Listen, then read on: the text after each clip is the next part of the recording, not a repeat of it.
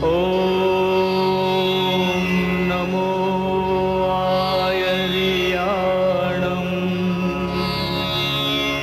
ॐ नमो वज्रायाणम्।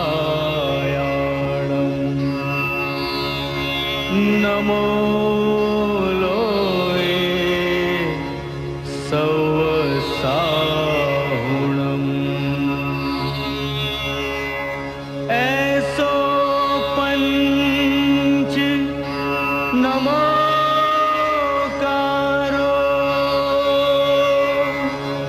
सौपावपणासनो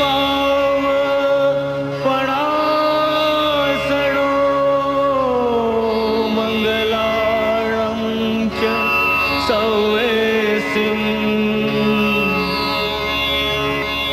पढमं हवै मंगलम्। જ્ઞાનમ શરણમ મમ, દર્શનમ ચ શરણમ ચ ચારિત્ર શરણમ ચ તપસંયમશ્ચ શરણમ ભગવાન શરણો મહાવીર.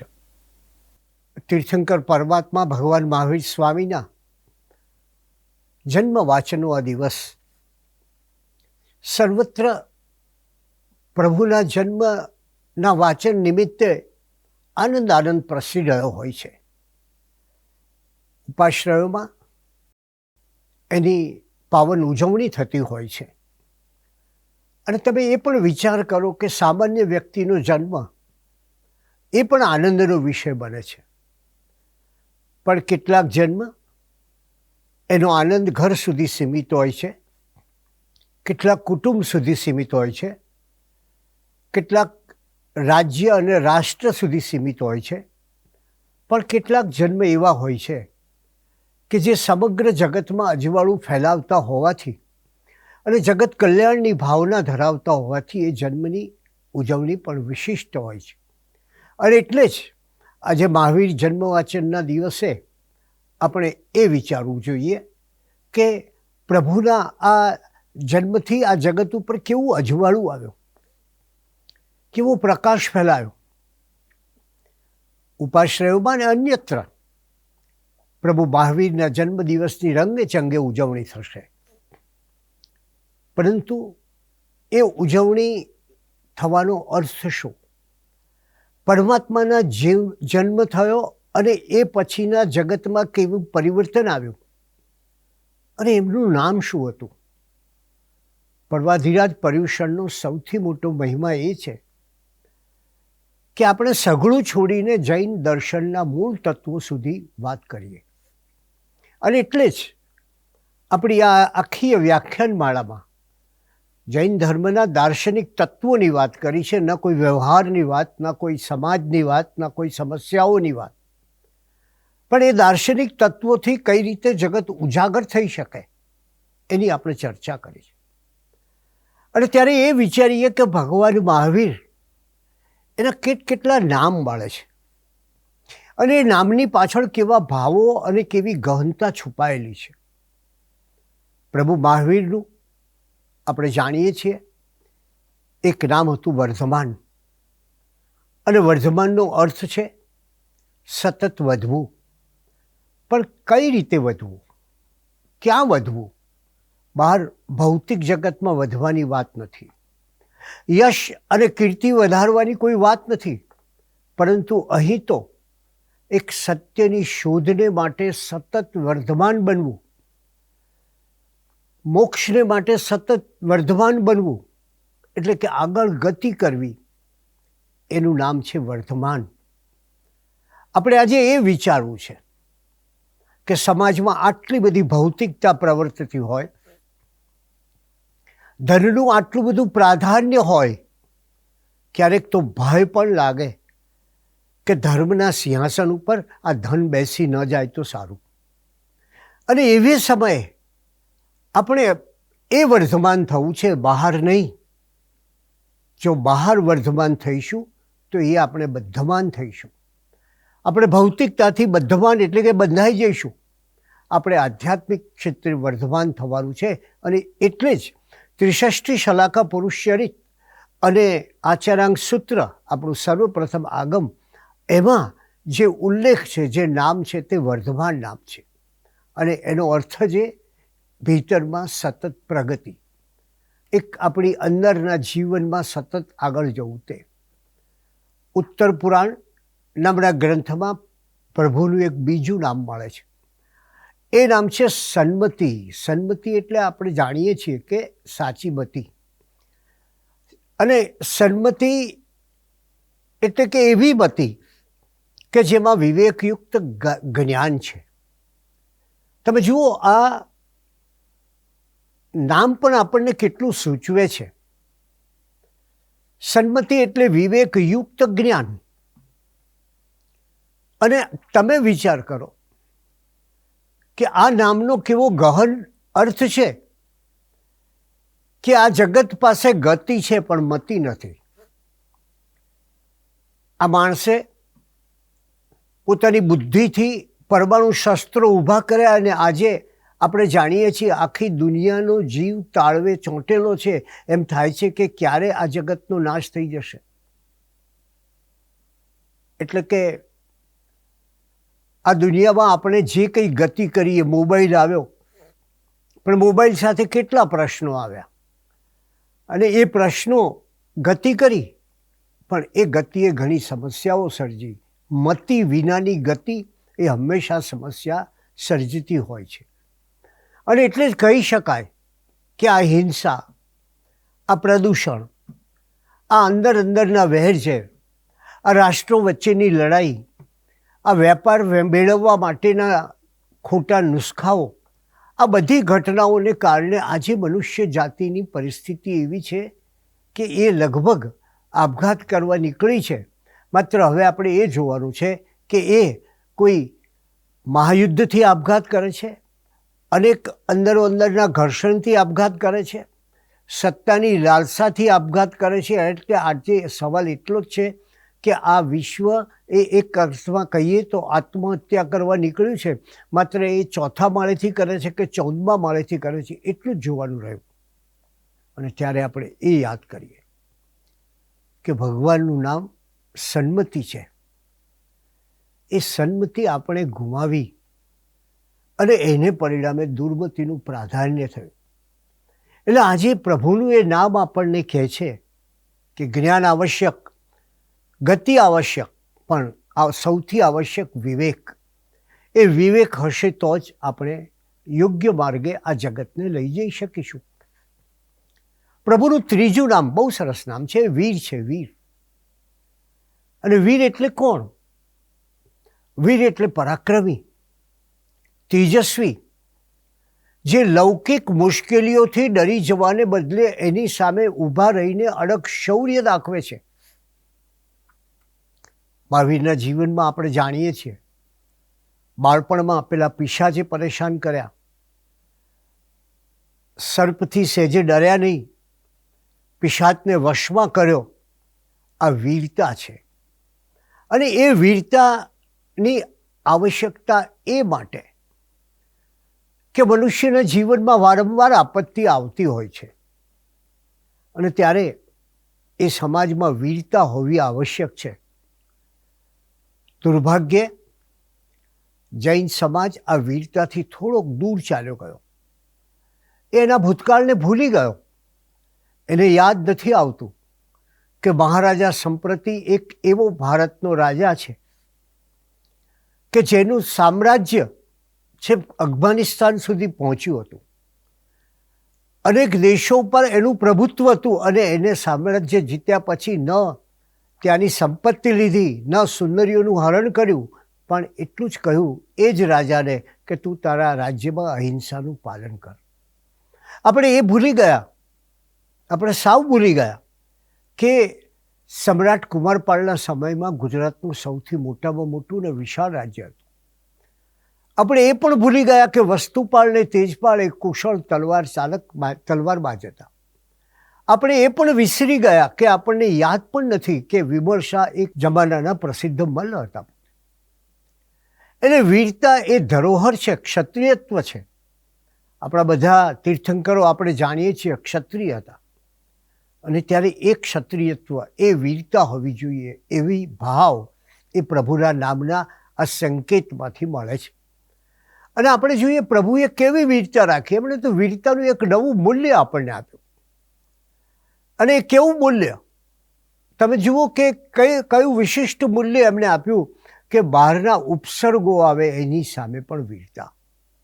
પણ પહેલી વીરતા કઈ? જીવનની વીરતા. જીવનમાં અનુકૂળ પરિસ્થિતિ આવે કે પ્રતિકૂળ પરિસ્થિતિ આવે, બધી પરિસ્થિતિમાં એક સમાન રહેવું.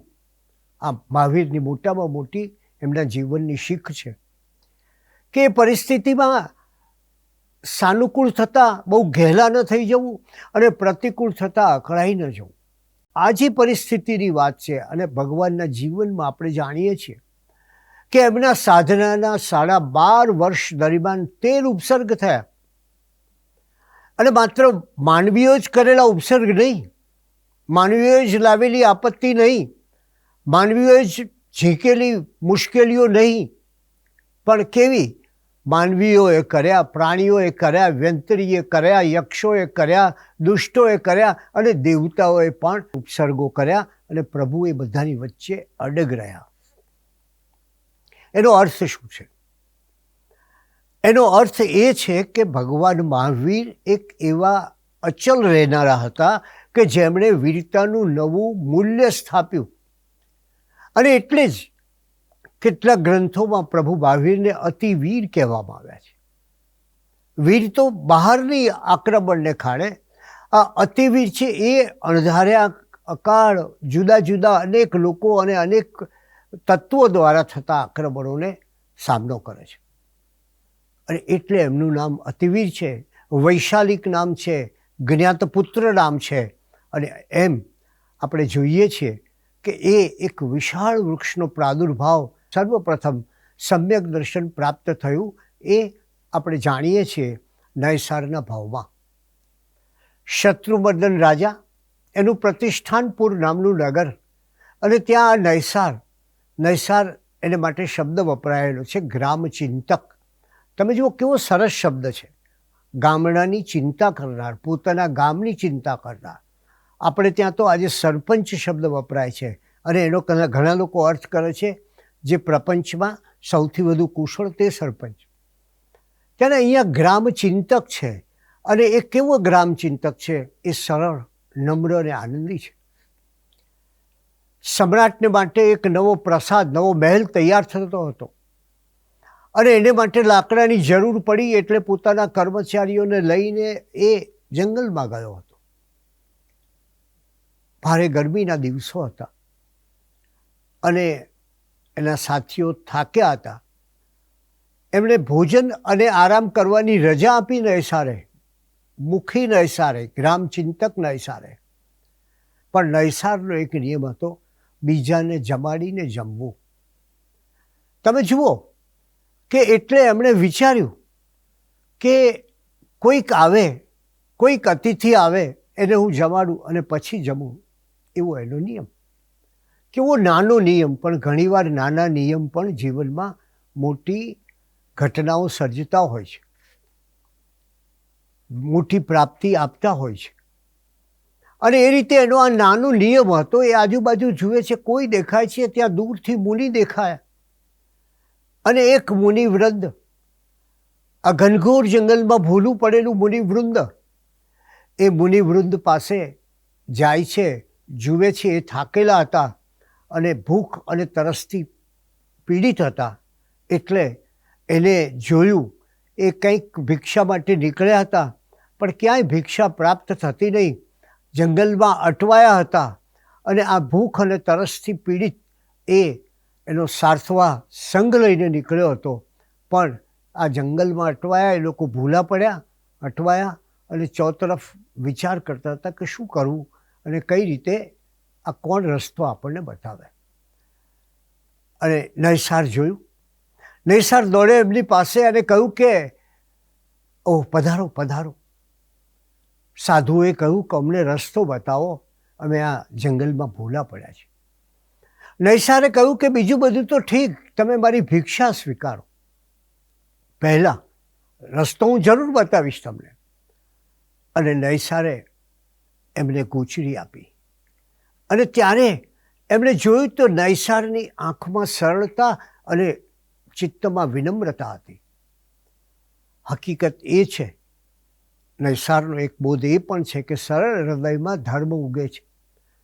માણસ પેંતરાબાજ હોય, માણસ અવળે માર્ગે ચાલતો હોય, માણસ આટાપાટા ખેલતો હોય, એનામાં ધર્મ ઉગતો નથી. અને કદાચ જીવનમાં આજે જોઈએ, આજના માણસે સૌથી વધુ કોઈ વસ્તુ ગુમાવી હોય તો એ સરળતા ગુમાવી છે. અને ત્યારે એ નૈસારનો આ પ્રથમ ભાવ, સાધુઓ પૂછે છે કે તને કંઈ આવડે છે, કોઈ ધર્મનું જ્ઞાન છે? અને એમાંથી એને નમસ્કાર મહામંત્ર મળે છે અને એનું જીવન તરી જાય છે. એ દ્રષ્ટિએ જોઈએ તો ભગવાન મહાવીરનો ધર્મ એ ક્રાંતિનો ધર્મ છે. અને ક્રાંતિ એટલે કઈ? પરિવર્તન એટલે શું?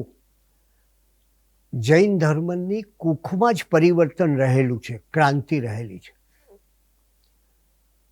અને એટલે જ પહેલી ક્રાંતિ એ વિશ્વ ક્રાંતિ. જગત જે રાહે ચાલતું હોય એમાં જ્યાં ક્યાંય ખોટું લાગે એને પરિવર્તન કરવાનો પડકાર કરવો એ પહેલી ક્રાંતિ. બીજી ક્રાંતિ, બહારની ક્રાંતિ થઈ ગઈ, હવે બીજી ક્રાંતિ ભગવાને કહી એ છે આત્મક્રાંતિ. તારા ભીતરમાં ક્રાંતિ કર. અને ત્રીજી ક્રાંતિ એ સાધનાના માર્ગે આગળ ચાલી અને પ્રાપ્ત થતી મોક્ષ ક્રાંતિ. આ ત્રણ ક્રાંતિની આધારશિલા પર પ્રભુનું જીવન ટકેલું છે. આખા જીવનનો અર્ક મેળવવો હોય તો એ વિશ્વ ક્રાંતિ, આત્મક્રાંતિ અને મોક્ષ ક્રાંતિમાં મળે. પહેલી વાત કરીએ વિશ્વ ક્રાંતિ. પ્રભુનો જન્મ થયો ત્યારે આ વિશ્વની કઈ પરિસ્થિતિ હતી? આ દુનિયા કેવી હતી? અને એવી દુનિયામાં પ્રભુએ કેવી ક્રાંતિ કરી? ભગવાન મહાવીરનો જન્મ થયો ત્યારે ધરતી પરના જીવો ખૂબ સંતપ્ત હતા, ખૂબ દુઃખી હતા, ખૂબ વ્યથિત હતા, લાચાર, મજબૂર અને દયામણા હતા. એનું કારણ એ હતું કે કેટલાક લોકોએ, સ્વર્ગના શોખીન કેટલાક લોકોએ વિશાળ જનસમૂહને માટેનું જીવન એક નરક ખડું કરી દીધું હતું. વળી બીજાઓએ પરલોકના સુખની વાત કરીને, આવું સ્વર્ગમાં તને પ્રાપ્ત થશે એવી કથાઓ કહીને એમની આ પૃથ્વી પરનું જીવન દુઃખી કરી નાખ્યું હતું. માણસ પ્રારબ્ધના ખોળે જઈને બેઠો હતો અને પુરુષાર્થથી પરવારી બેઠો હતો અને પુરુષાર્થ કરવાને બદલે યાચના, કૃપણતા કરતો હતો.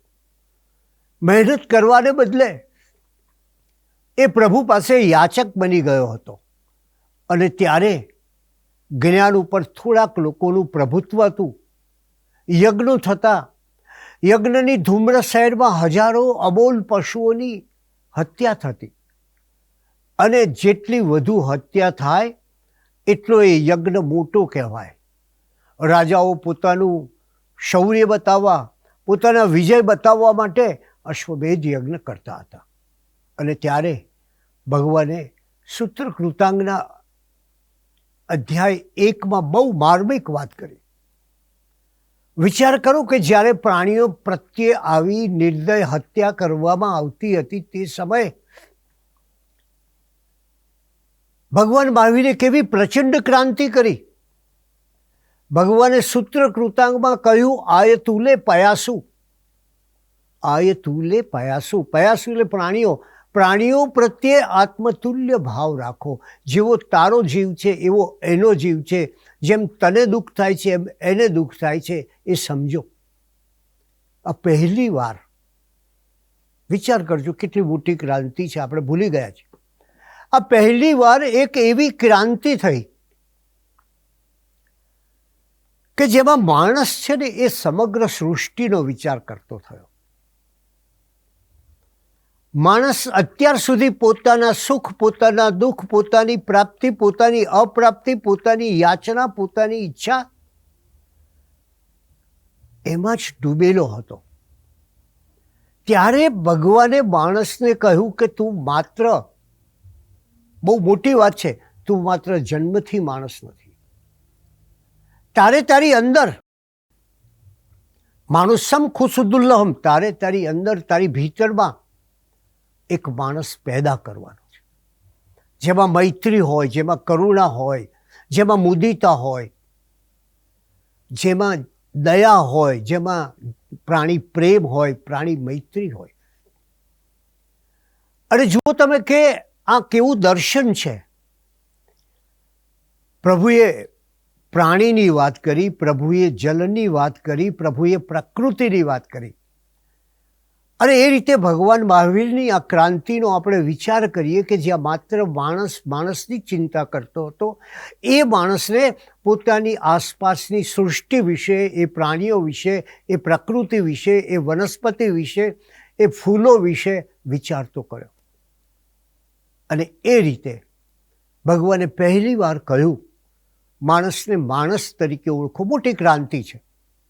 દુર્ભાગ્ય આ બધી ક્રાંતિઓથી આપણે બહુ વિસ્મૃત થઈ ગયા છે. એમણે કહ્યું, જે જમાનામાં જાતિ અને જ્ઞાતિના ભેદ પ્રવર્તતા હતા, જે જમાનામાં બ્રાહ્મણો અને ક્ષુદ્રોની પરિસ્થિતિ એક અલગ અલગ પ્રકારની હતી, ક્ષુદ્રોની સ્થિતિ ઘણી દુઃખી હતી, આવે સમયે ભગવાન મહાવીરે કહ્યું, ઊંચ નથી કોઈ, કોઈ નીચ નથી. કોઈ બ્રાહ્મણ કોણ છે? માણસ કર્મથી બ્રાહ્મણ થાય ને માણસ કર્મથી ક્ષુદ્ર થાય. સારા કર્મ કરનારો બ્રાહ્મણ, દુષ્ટ કર્મો કરનારો ક્ષુદ્ર. એટલે જુઓ તમે એક કેવી વિરાટ ક્રાંતિ કરી એમણે. અને એટલે જ એમણે કહ્યું, નથી કોઈને ઊંચું, કોઈને નીચું. મહાવીરના શાસનમાં શાંતિલાલ શાહે કહ્યું છે ને, કોઈને ઊંચું, કોઈને નીચું. મહાવીરના શાસનમાં એક જ સરખું સ્થાન સહુનું. ધર્મ તણા આંગણમાં, બધા જ ધર્મના આંગણે સૌનું એક સ્થાન હોય. આ ભગવાનની ક્રાંતિનો આપણે વિચાર કરીએ. અને એ જેમ જેમ આપણે વિચાર કરીશું તેમ તેમ ખ્યાલ આવશે કે કેવી પ્રચંડ ક્રાંતિ ભગવાન મહાવીર સ્વામીના આ આગમનને કારણે થઈ, આ જન્મ કલ્યાણકને કારણે થઈ, અને જેને કારણે જગત ઉપર કેવો અદ્ભુત પ્રકાશ ફેલાયો. એક વિરાટ ક્રાંતિ આકાર લે છે. અને એ ક્રાંતિ છે સ્ત્રી વિશેની. એ જમાનામાં સ્ત્રીઓની સ્થિતિ ઘણી દુઃખદ હતી. પ્રાણીઓની માફક એમનું જીવન ચાલતું. અને એમ કહેવાતું કે સ્ત્રીને બાળપણમાં પિતા, યુવાનીમાં પતિ અને ઘડપણમાં પુત્ર પાળે છે. પાળવાની વાત છે. જેમ કોઈ ગાયને પાળે, બકરીને પાળે, એ રીતે પાળવાની વાત. સ્ત્રી પરિગ્રહની ચીજ ગણાતી હતી. અને તમે વિચાર કરો, ક્યારેક એના વિશે ઊંડું ચિંતન પણ કરો કે જૈન ધર્મમાં સ્ત્રીઓનું કેટલો મહિમા છે. ભગવાન મહાવીરના શાસનમાં પહેલી જે સાધ્વી બની એ ચંદનબાળાની ઘટના આપણે જાણીએ છીએ. ભગવાન પોતે પોતાની માતાનો કેટલો આદર કરે છે. ભગવાન જ્યારે દીક્ષા લે છે ત્યારે પોતાના કુટુંબની વૃદ્ધ માતાને પ્રણામ કરે છે. અને એથી વિશેષ સ્ત્રીના આદરની પરાકાષ્ઠા તમારે જોવી હોય તો જરા ચિંતન કરો તમે કે રાજકુમાર વર્ધમાને જ્યારે દીક્ષા લેવાનો વિચાર કર્યો ત્યારે એમની પત્ની યશોદા, જે પોતાના સ્વામીના આ ઉર્ધ્વ ભાવોને જાણતી હતી, અને રાજકુમાર વર્ધમાન જ્યારે દીક્ષિત થવા નીકળ્યા ત્યારે કોઈ ક્ષત્રિયાણી પોતાના પતિને રણ મેદાનમાં જે ભાવથી, જે ઉત્સાહથી, જે ઉમંગથી મોકલે, એ રીતે પ્રભુના ત્યાગ સમયે વર્ધમાન ત્યાગી બને છે ત્યારે યશોદા એમને અનુમતિ આપે છે જવાની. આ વર્ધમાન કોઈ સ્ત્રીને જાણ ન હોય એમ નીકળી નથી જતા. આ જીન શાસનમાં સ્ત્રીઓની મહત્તાનો તમારે થોડોક વિચાર કરવો છે. અને એવી જ રીતે એ સમયે ભગવાન મહાવીરે કહ્યું કે યોગ સાધના, શાસ્ત્રાભ્યાસ અને મોક્ષનો અધિકાર પણ સ્ત્રીઓને છે. તમે જુઓ કે એ જમાનામાં સ્ત્રીઓ સ્વતંત્ર નહોતી રહી શકતી. ત્યારે અહીં દીક્ષિત થયેલી સાધ્વીઓ પોતાના એક મંડળમાં પોતાની અન્ય સાધ્વીઓ સાથે સ્વતંત્ર રહેતી હતી. કેટલી પ્રચંડ ક્રાંતિ છે. એવી જ રીતે શાસ્ત્રો પર થોડાક લોકોનો ઇજારો હતો. એ સંસ્કૃત ભાષામાં હતા અને સમાજમાં પ્રાકૃત ભાષા ચાલતી હતી. રાજા સંસ્કૃત ભાષામાં બોલે અને એના નોકર ચાકરો બધા પ્રાકૃત ભાષામાં બોલે.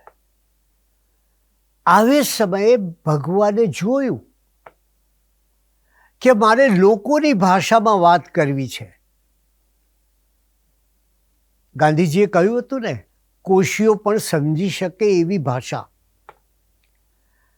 અને મારે એ ભાષામાં વાત કરવી છે, લોકભાષામાં વાત કરવી છે.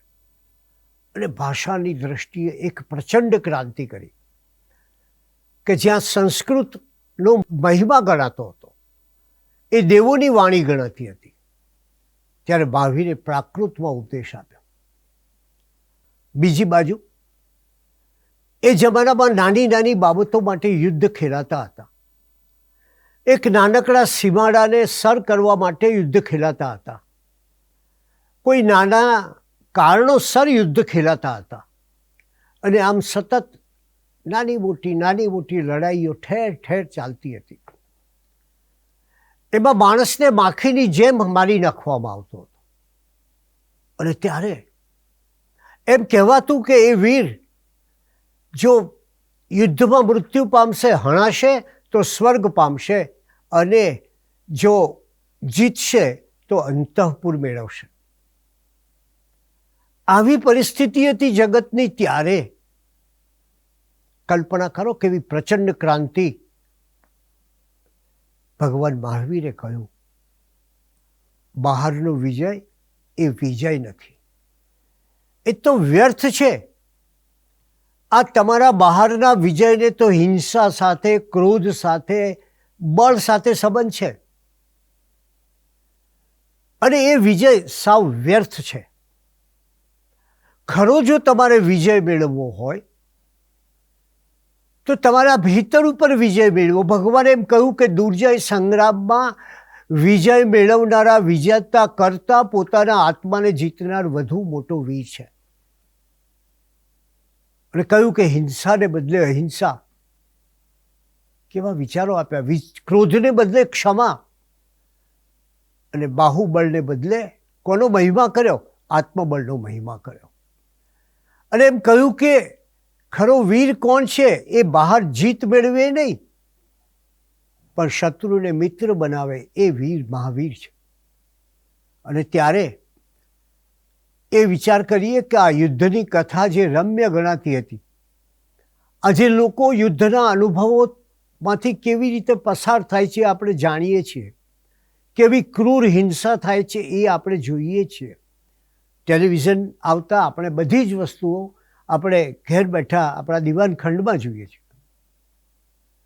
અને ત્યારે યુદ્ધની કેટલીક વેદના છે. અને એ વેદના ક્યાં તો માણસ જાતને આજે કોઠે પડી ગઈ છે.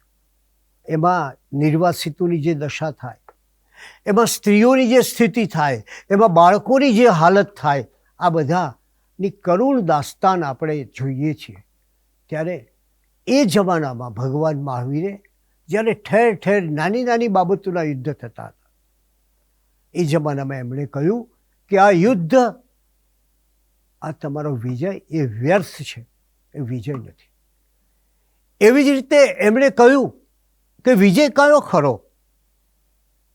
તો એમણે દૃષ્ટિપાત કરાયો કે જરા તું વિચાર કર કે જેમ કેરીની અંદર ગોટલી છે અને એ ગોટલીની અંદર આખું આંબાનું વૃક્ષ છે, એમ એમણે કહ્યું કે જે દુર્જય યુદ્ધમાં હજારો યોદ્ધાઓને જીતે છે તેને બદલે, વિચાર કરો, દુર્જય યુદ્ધ, બહુ કપરું યુદ્ધ, એમાં હજારો યોદ્ધાઓ પર વિજય મેળવનાર કરતાં એકલો પોતાની જાતને જીતે છે એ વિજય પરમ વિજય કહેવાય. પેલું તો સામાન્ય વિજય.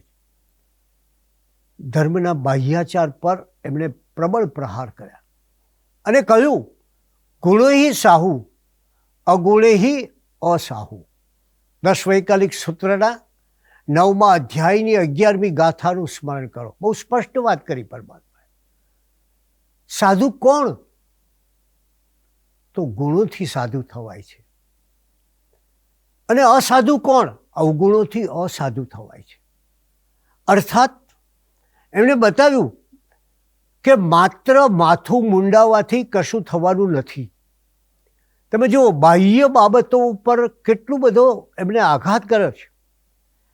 એમણે કહ્યું કે સાધુતા એ તો ભીતરની પ્રક્રિયા છે.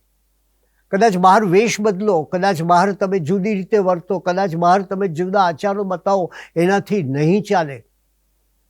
સવાલ છે સાધુતા સાથે ભીતરનો. તમારા ભીતર સાથે કેટલું જોડાણ છે. કારણ એમણે બહુ મોટી વાત કરી. સાધુતા એ ભીતરની પ્રક્રિયા છે.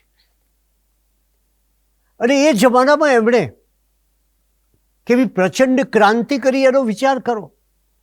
એમણે કહ્યું કે માત્ર માથું મૂંડવાથી શ્રમણ થવાતું નથી.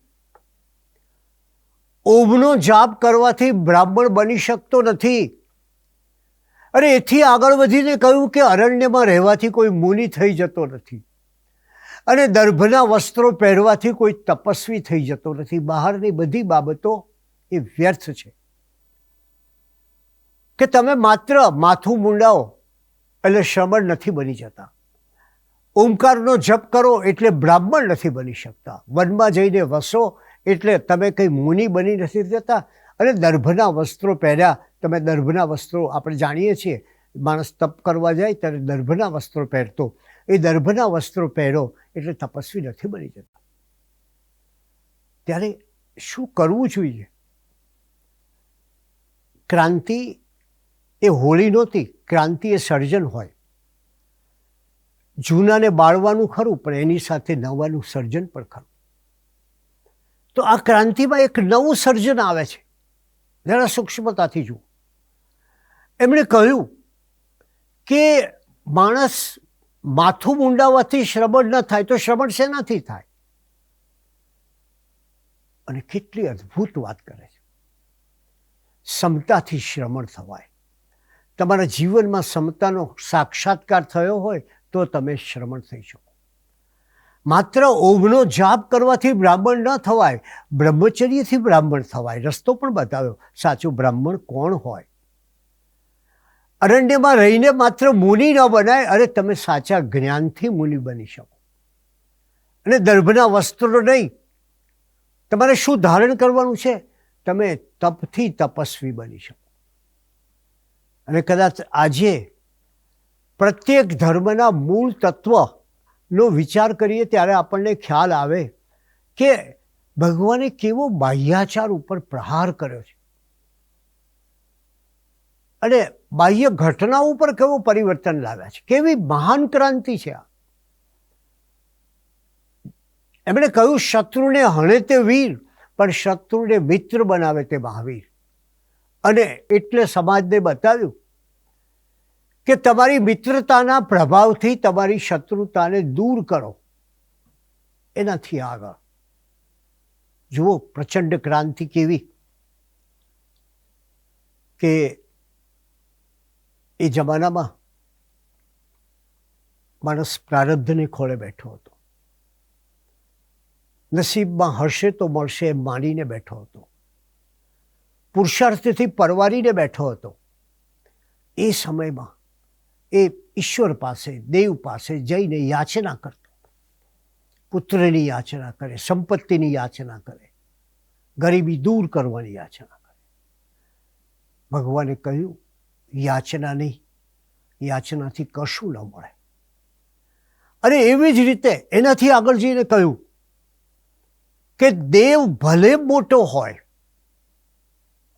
ગમે એવું એનું સ્વર્ગ હોય, ગમે એવું એનું સ્વર્ગ હોય, પણ માણસથી કોઈ મોટું નથી. અને એનાથી પણ આગળનું એમનું વિધાન કેટલું મહાન ક્રાંતિકારી છે એ વિચાર કરો કે માણસ જો સાચી માનવતા રાખે તો દેવ પણ એના ચરણમાં રહે. આ માનવ ગૌરવનો કેવો મહિમા છે. આજે લોકો માનવ ગૌરવની વાત કરે એ અહીંયા છે. આજે દુનિયા નારી સશક્તિકરણની વાત કરે એ અહીંયા છે. આ ક્રાંતિમાં આજથી 2600 વર્ષ પહેલા થયેલી આ ક્રાંતિમાં આજે સમાનતાની વાત કરીએ તો એ ક્રાંતિના મૂળ અહીંયા છે. ત્યારે એ વિચાર કરીએ કે માણસ જો માનવતા રાખે તો માણસના ચરણમાં દેવ પણ પડે એમ કે છે. અને તો પછી માણસ કેવો હોય? આચારક સૂત્રમાં કહ્યું કે જેમણે કામનાઓ પર વિજય પ્રાપ્ત કર્યો છે તે વસ્તુતઃ મુક્ત પુરુષ છે. પરિસ્થિતિ પલટાઈ. જે જમાનામાં એવું માનવામાં આવતું હતું કે જેવું આપણે દેહને કરીએ છીએ એવું દેવને કરીએ, યથા દેહે તથા દેવે. જે જમાનામાં દેહનો મહિમા હતો, બાહ્ય ભ્રમણ હતું, એ જમાનામાં પ્રભુ મહાવીરે આત્માનો મહિમા કર્યો. અને આત્મા અન્ય છે અને શરીર અન્ય છે. એ જમાનામાં ભગવાને કહ્યું અન્નો જીવો અન્નમ શરીરમ. આત્મા અન્ય છે અને શરીર અન્ય છે. અને એટલે જ એનો એમણે એક વિચાર આપ્યો. જ્યારે આત્માના કોઈ અસ્તિત્વની ઝાઝી ખેવના નહોતી એ સમયે એમણે કહ્યું કે વ્યક્તિએ તો દેહને વીંધીને મનને પાર જઈને આત્મા સુધી પહોંચવાનું છે. એટલે કે બહિરાત્મા, ત્યાંથી ચાલે તે અંતરાત્મા અને ત્યાંથી પહોંચે તે પરમાત્મા. આ રીતે આત્મધર્મનો પુરસ્કાર કર્યો એમણે. એક બીજી વ્યાપક દ્રષ્ટિ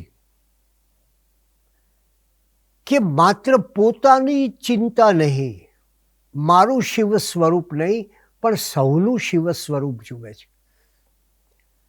અને એ દ્રષ્ટિકોણથી દરેક જીવોને આનંદમય સ્થિતિમાં જુએ છે. અને એટલે એમણે કહ્યું પૂતગલ દેહ, પૂતગલાનંદી બનવાને બદલે આપણે આત્માનંદી બનીએ. જગતમાં સહુ કોઈ પોતાના સુખની વાત કરતા હોય ત્યારે મહાવીરે કહ્યું ન મારું ન તમારું ન સંસારનું, જીવ માત્રનું અને પ્રકૃતિનું સુખ પણ વિચારો. એક સમતાના શિખરની વાત કરી, એક નિગ્રહની વાત કરી. એમણે કહ્યું કે તું પોતે પોતાનો નિગ્રહ કર, તું સ્વયં નિગ્રહ. નિગ્રહ સંયમિત જીવન, સંયમવાળું જીવન. તું પોતે તારા નિગ્રહથી તું સમસ્ત દુઃખોમાંથી મુક્ત થઈ જઈશ. તું જો તારી જાતનો નિગ્રહ કરીશ, તારી જાત પર સંયમ સાધીશ, તો તું જગતના કોઈ દુઃખ એ તારી પાસે આવી શકશે નહીં. અને એટલે એમણે કહ્યું ઉત્તરાધ્યયન સૂત્રમાં, જેમાં એમનો અંતિમ ઉપદેશ છે એમાં વાત કરી છે. એમણે માનવ ગૌરવની વાત કરી. મેં આપને કહ્યું તેમ અગાઉ માણસ નિયતિના સહારે, નસીબના સહારે, ભાગ્યના સહારે જીવતો હતો. ઈશ્વર પાસે જઈને યાચના જ કર્યા કરતો હતો. એ સમયે માણસને કહ્યું કે તારું પોતાનું પણ એક ગૌરવ છે અને તું જ તારો આત્મવિધાતા છે, તું જ તારો ભાગ્ય વિધાતા છે.